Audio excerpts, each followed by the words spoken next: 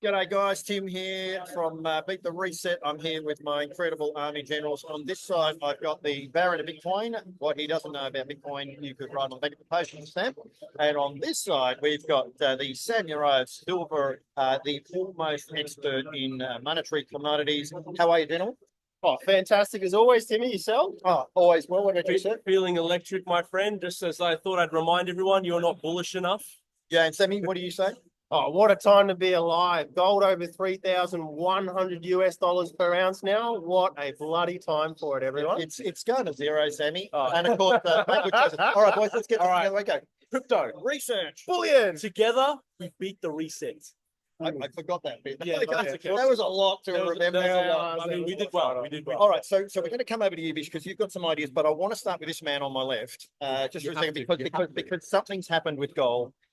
Sammy, I want two things. One, where is gold and why? So gold at the moment's over 3,100 US dollars per ounce.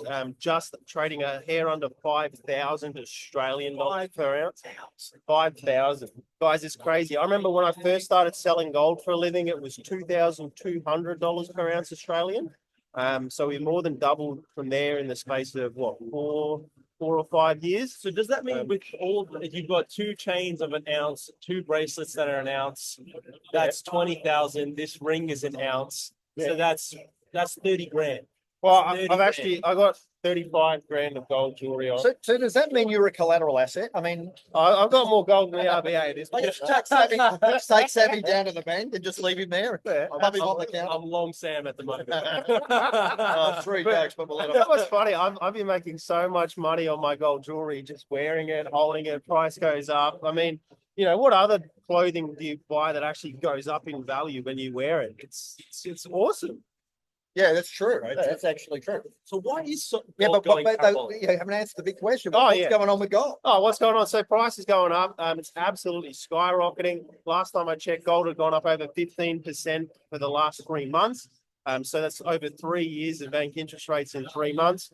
Now, you know, the question, why is it doing this, guys? Well, for every single reason that we've outlined over the last 2 years, inflation, money printing, dropping interest rates, Trump tariffs, you know, the world is getting worse and worse out there. Cost of living pressures getting worse and worse. You know, you go to Woolies, it's what do we see today, Timmy? At Myers? A bunny, a gold bunny, a chocolate bunny, Yeah. $169.99 for a chocolate bunny. Can you for a one kilo? It was a kilo. You can argue about but a I kilo, mean- but it's still a chocolate bunny.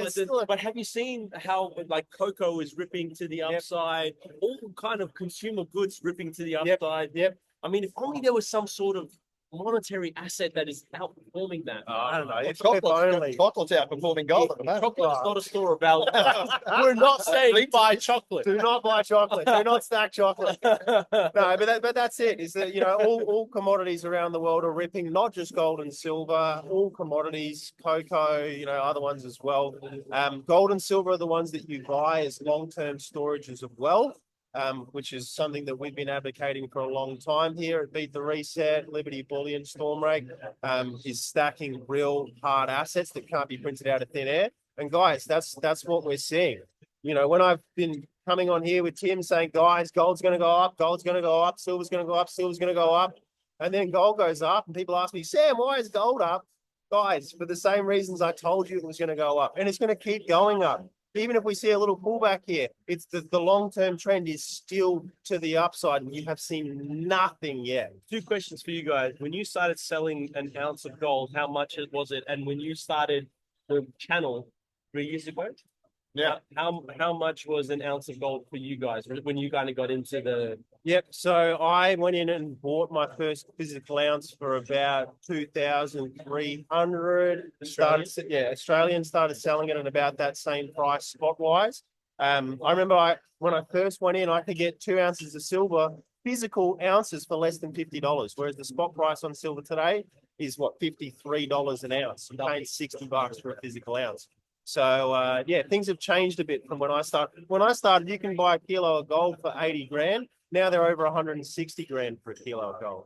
What about a kilo of chocolate, Sammy? Oh, I don't know about that, Must have mate. gone up a bit. What's the spot price on chocolate? Well, the gold price has doubled since I started my channel. So it was about 1650 US. I said the other night, I said 1800, probably close to about 1650. Because when I started the channel, it was about 2100 Australian. Yep. What is it up at the moment in Australian? 4,950. So nearly 5. So it's more than 2x. Yeah. In a liquid asset, risk off asset. Almost triple. No, it'd be about triple. And even then, people were saying to us back then, you know, Tim, I bought, you told me to buy gold at 2100. It went back to 2000. Oh, no. You ruined me, my family. no. We're out. We're done. Oh, no. We're going back to Aussies. What a prick. Oh, you got you Back to buy the Pacific 2100. What a prick. Back to the safety of the Oh. Australian dollar. Bish, so what are you seeing in the markets at the moment? Guys, Bitcoin's back above 85,000 US. I've been telling you guys, buy this beautiful, pristine digital asset. Now, let's actually break down and explain where all of this volatility is coming from, why Trump is on a tariff crusade. He's labeled the first week of April as Liberation Week. For some others, it's known as Liquidation Week, where they're getting margin called on their positions. However, we're trading spot, so we don't have to worry about margin closeouts because we don't touch derivatives. Now, on that note, why is Trump on a tariff crusade? Why are they relentlessly pushing and what looks to be this reckless endangerment of the economy, this pseudo economy we have? I will have to explain with these lovely gentlemen, and by all means, step in wherever you like, right? Because we have to break down a really complex topic, but in a simple way, as the simplest way possible. Right now, the US government is coming up to $1 trillion. $1 trillion of interest repayments, not even principal, interest expense in the year of 2025.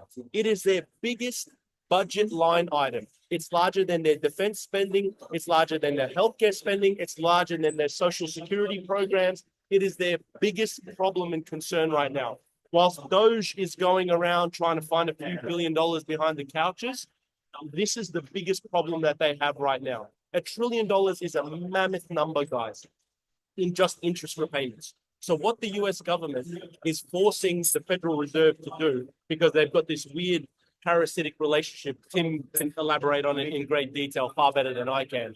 But what they're trying to force the hand of the Federal Reserve to do is, as they're kind of spooking the markets and driving bonds up, bond prices, and remember, as bond prices go up, yields go down.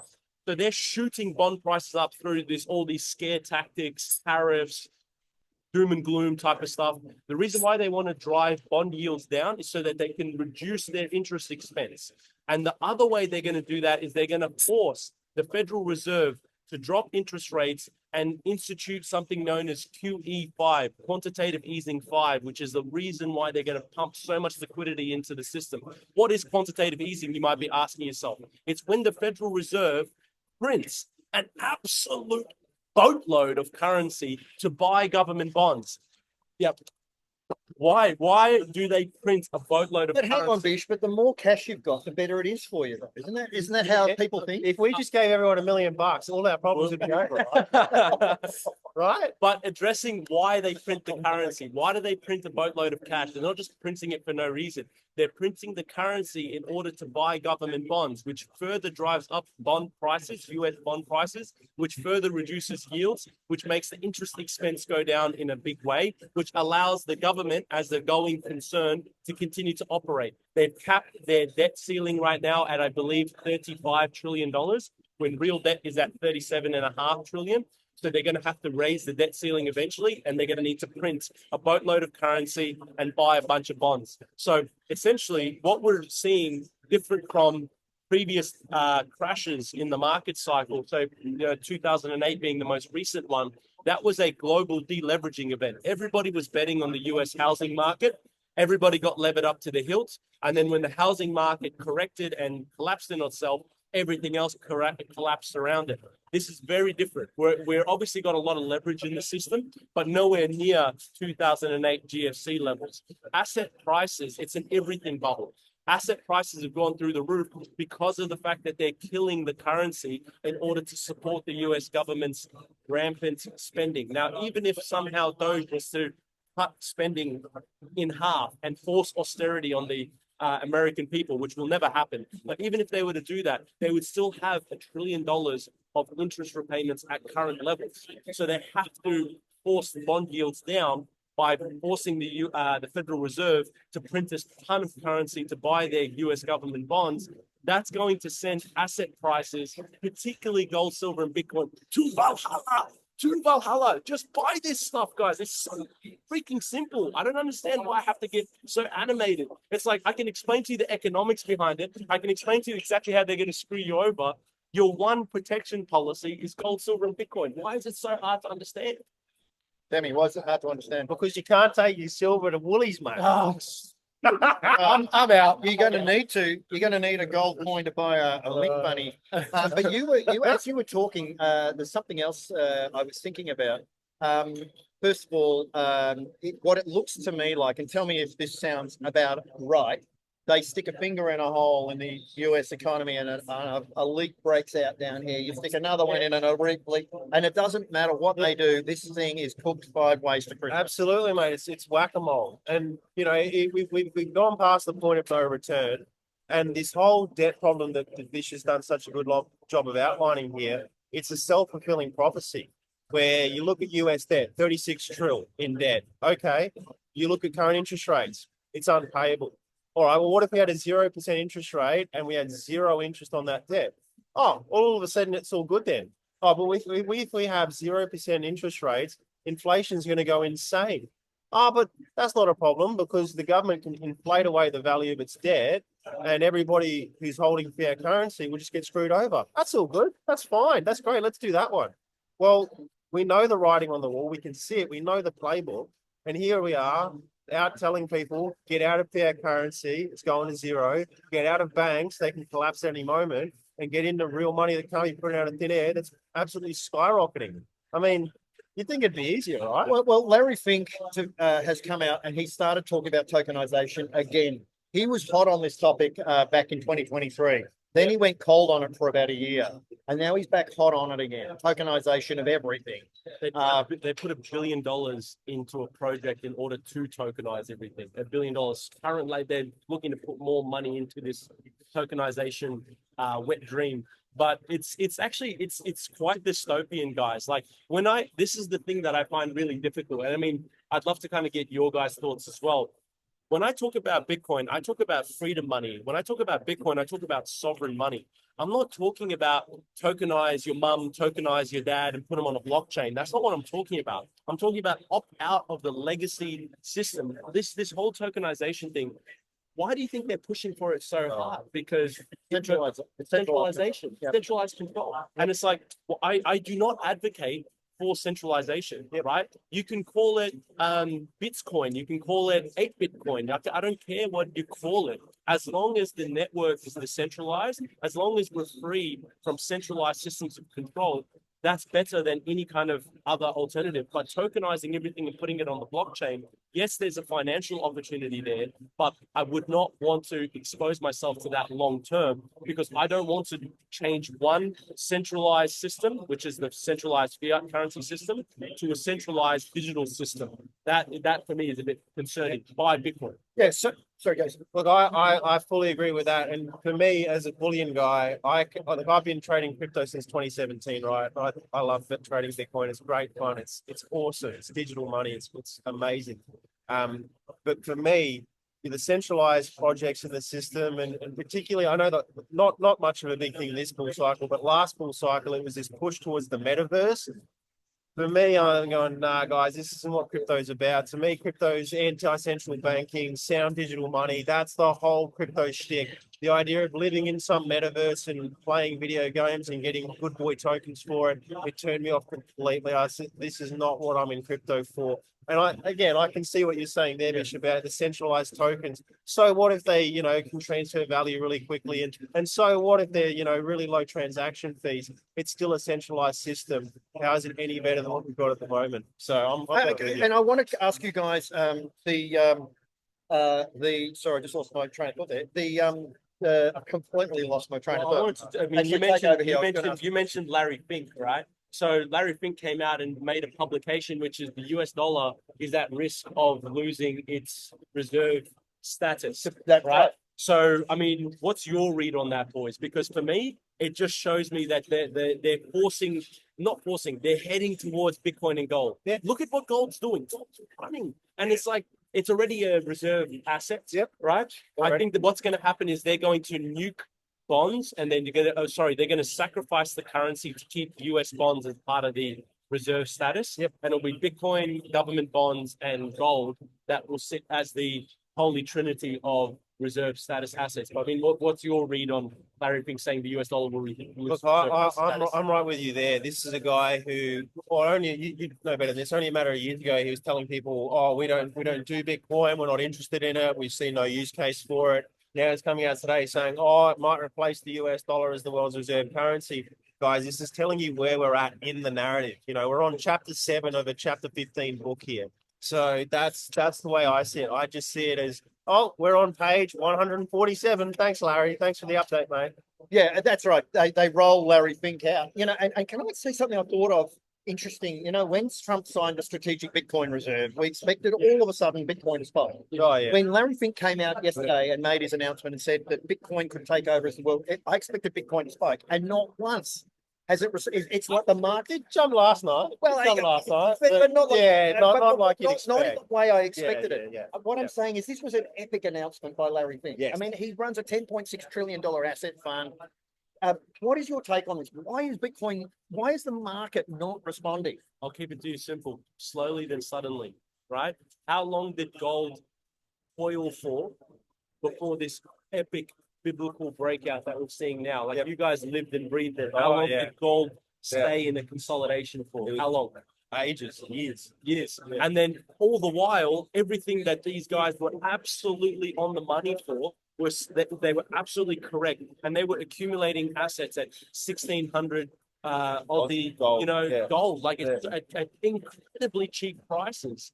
But the fundamental drivers that led gold to having this insane move right now in the first half of 2025 was years in the making. Yep. I see the exact same thing happening with Bitcoin right now, which is you can have all of these things happening in the background, which doesn't impact the price, and slowly, all of it builds up, and then boom, suddenly it happens. You get the old Sammy lockout move, and you saw it right now. Gold's had a lockout move, epic, right? Yeah. It's had 50 new all-time highs in the last 4 months. It's just nuts. And we spoke about this lockout move a while back, Sammy. Yeah. You actually said, and you introduced the audience to this term of lockout move. Yeah. And I still remember saying, to you, what is a lockout move? And you said it's where the price moves so rapidly. Yeah, people get stuck on the sidelines, and I've been seeing it where I will say that the BTR community's kind of sharper than the most on this one in that they've just bought. They see the price go up, they just buy. They're not waiting for a pullback, and that's done them very, very well on the way up here. Because a lot of people have been sitting, it's gone up a lot. When it comes back, I'll buy it. Well, what if it keeps going and then keeps going and then keeps going? People that say, when it pulls back at $4,700 now it's to $4,500, then I'll buy it. Well, mate, now we're at $4,950. What are you going to do? So yeah, there's the question. I remember the question. I got sidetracked before, but the question I had for you blokes was: I get a lot of people on the channel saying, "But Bitcoin, you can't hold it, and gold could be confiscated." Oh yeah. So why would it be better for me to hold these assets? Mate, you can make up any reason you'd like as to why you don't want to hold this stuff. People are their own worst enemies here. They'll think of but because of that reason, I'm not going to buy it, mate. Man to man, you're only hurting yourself here. Price is rallying with or without you. Price does not care about you. If you want to make up stories as to why you don't need this stuff, cool. Be your own man. But as far as I'm concerned, you're only hurting yourself there. I mean, from my perspective, we're heading into a hyperinflation event. I wouldn't want to be exposed to currency. I wouldn't want to be exposed to derivatives. I wouldn't want to be exposed to real estate or debt. I want to be exposed to hard money assets, gold, silver on the physical side, Bitcoin on the digital side, because again, we're heading into a very different type of reset. You studied resets, all of them. I've never met anybody that has, a font of knowledge quite like yourself. When it comes, I do. I've met these two blokes. what it comes down to is that this reset is, and this is why I like what you've said, is we're heading towards something that's quite similar to the reset of 1933, which is a complete wipeout A complete reconstruction of the monetary of the because can I just jump in? Yeah, Because go. Donald Trump has signed as much legislation as Roosevelt did, and Roosevelt was there 4 terms to reconstruct the entire monetary system of the United States. Also, have you noticed that Trump is saying that there are loopholes to have a third term? In the 22nd Amendment. Yeah. But the 22nd Amendment's fairly implicit or explicit. It says quote unquote, I was going through this on my Patreon last night. A US president cannot serve more than 2 terms. Mhm. But what he's trying to say here is that if he stands down and becomes the president. vice president of the next one, then they could resign when they came into office, which would by default make him like what happened with Nixon and Gerald Ford. Yeah. By default, he would become. You know, I mean, really, you're going to do that? I mean, But this is what we're saying, guys. The writing is on the wall. The writing is on the wall, ladies and gentlemen. If we can explain it to you from here till Christmas as to why you should be getting these assets, but the simplest thing that you need to be doing is buying an absolute boatload of gold, silver, and Bitcoin. Sell everything that you don't absolutely have to have. Sell the dog? couches, The the dog? dog. Yeah. I mean, I love my dog. Banjo is such a good boy. what? The No, husband? keep the wife, keep the husband. They're good value. No, keep the kids. They're good value. But get rid of the old furniture. Get rid of old clothing. Get off the Facebook Marketplace. Sell all that garbage. It's consumerist bullshit. You don't sell everything that you don't need to have and buy gold, silver, and Bitcoin. That's really what it comes down to. And then once you're out of selling useless consumer bullshit on Facebook Marketplace, then think of more ways to get garbage fiat currency to then go out and get some more gold, silver, and Bitcoin. I wake up every single day chronically underexposed to Bitcoin. Yep. I cannot get enough of this stuff. All I think about is how can I buy more? And I've been relentlessly buying it for 8 years. I couldn't care less. Up, down, sideways. It's going round and round. I don't care about price. I need to get this stuff because I know what's coming down the pipeline, which is going to be a biblical reset of all kinds of value. What will hold value, however, is scarce monetary assets, gold, silver, and Bitcoin. Yep. Oh, look, I got to completely agree with Bish on that one. I own a lot of gold and silver, as you could probably imagine. And for me, I wake up every morning panicked, saying, I don't own enough. I need more. Look at price going up. I don't have enough ounces. So Actually, on that point, and we'll start to wind up in a second, but I want to ask you this because I get this question a lot. How much is enough? I get this question all the time, Timmy. How much is enough? I think that's a broader question that speaks deeply to who you are as a person. People ask me, Sam, how many ounces of gold do I need? How many ounces of silver I need? Okay. What sort of lifestyle do you want to live? Do you want to live in a mansion with a Ferrari, or do you want to live in a little shack by the sea with a Hilux? You know, it's all dependent on you, your spending. Do you have a wife and kids? How many kids? Would you like them to go to private schools or government schools? You know, all of these questions play into how much do I need? And guys, the honest answer from my perspective, there is no such thing as enough. That's the entire concept of money. There's no such thing as enough. The more that you get, the more that you want. I don't feel like I've got enough. I'm a multimillionaire in my 20s. I've got nowhere near enough money. I start to do the bills on my future wife, the wedding, the kids, the private school bills, the house I got to buy for them one day when the price is right. You know, the car that she's going to want, the car that I'm going to have to drive to work. You know, the holidays, the plane tickets for 6 kids, blah blah blah. Like I'm broke, guys. I'm so broke. Make sure you get a prenup, Sammy. Oh yeah, bloody hell, dude. Don't get me started. By the way, you're shouting the coffee, so you're Oh, a multi-millionaire. But guys- Although you just about got to be a multi-millionaire to shout coffee. Right? Oh yeah, look, actually speaking of coffees, check Sorry, this Sam, out. you're on Check this out. So the old 3 coffee, which 2 of them were long blacks and one was a coffee with milk, $16.60, ladies and gentlemen. Oh yeah, At current prices. sounds about right. That's more than $5 a cup of coffee. Yeah. Right?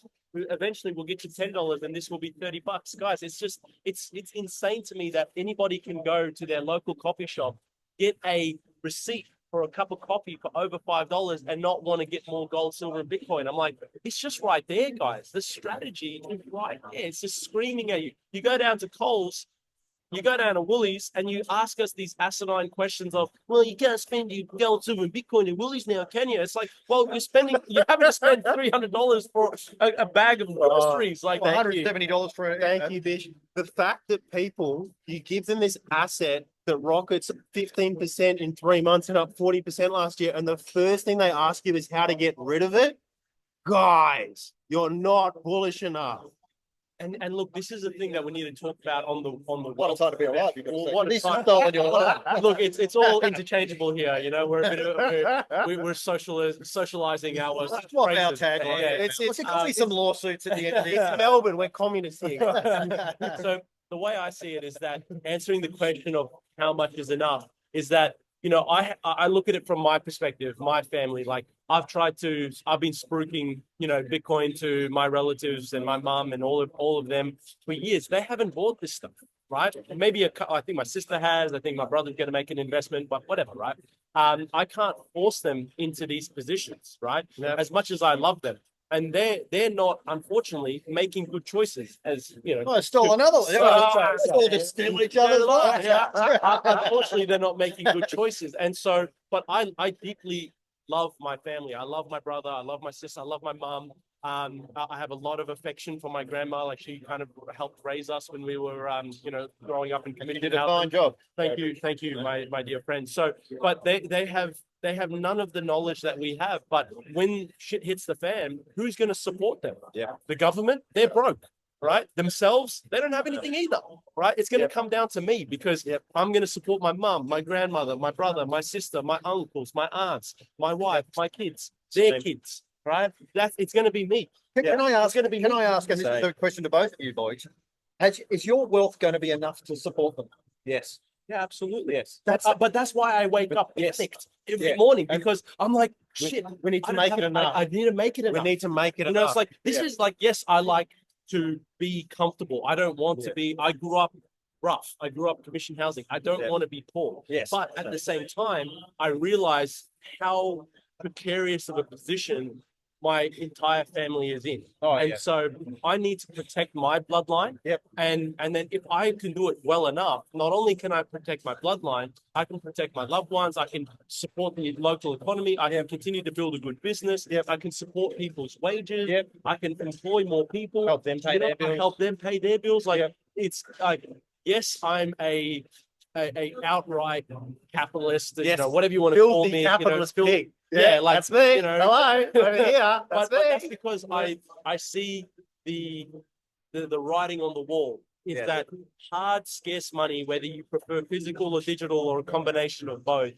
is going to protect us during a hyperinflation event. If I was seeing it as like a credit crunch or a devaluation of global assets or a global deleveraging, I'd be recommending a completely different set of strategies, right? But as we head into a hyperinflation, and Tim has researched the type of reset that we're going to be facing, and I'd love to hear more from you as well, is that this hyperinflation reset is going to wipe everyone out. So how can you protect yourself if that's how they're going to do it? They're going to sacrifice their currency to support their government.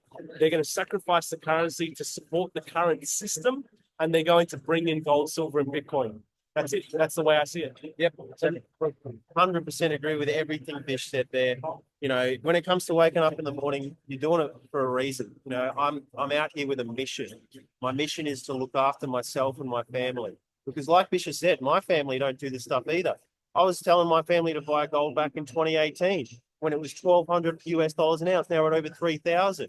If they had taken my advice, my family would have made millions and millions of dollars off that. I wouldn't have to worry about it, but they didn't. And now I'm by far the most successful man in my entire bloodline. That's great. That's great for me. That's not so great for them. That's responsibility on my shoulders to look after them because I'm able and capable too. So that's the way I see it. I got weight on my shoulders. I got a family to look after because they don't bloody listen to me. And you know, that's why we got to keep doing this stuff. That's why we got to keep buying the right assets, keep making good choices and benefiting from it. You know, it's not like we're not making money hand over fist at the moment, guys. Gold's bloody skyrocketing. But that's why we do it, is we got people to look after. So that should be your driving force behind you at all times. You know, if you fully understand what's coming towards you, you fully understand the opportunity in front of you with gold, silver, and Bitcoin, and you're not out there working your ass off every day to get more, I just question what's going on.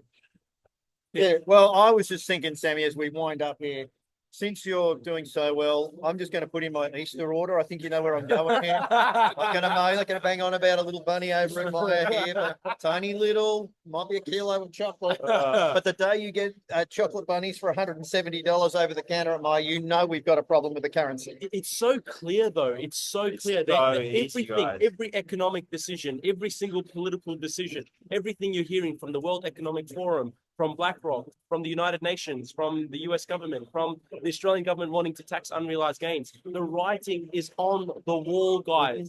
It couldn't be any clearer. If it was some vague, you're having to look into the Skull and Bones Society, and then you're freeze framing a music video to try to find a triangle. It's like triangles. Oh, okay, well then maybe if it was that subversive, one of these ones. One of those. It's like maybe then you can say, oh well, then it's a bit you're clutching at straws, right? But at the same time, the writing is on the wall. Unused savings being rallied. Ursula von der Leyen coming out is the only way we can stop ourselves going to war is by going to war. It's like the only way we can stop hyperinflation is by printing a boatload of currency. Everything's upside down. The only way we can save you from a virus that doesn't exist is give you something. I can't say. I think this, the same solution. Guys, it's really, really simple. If it's so out in the open, right? There's only one thing that you should be doing: waking up, taking care of your family, running your business, attending to your day job, whatever that may be, and then buying gold, silver, and Bitcoin. There's literally nothing else that you need to do.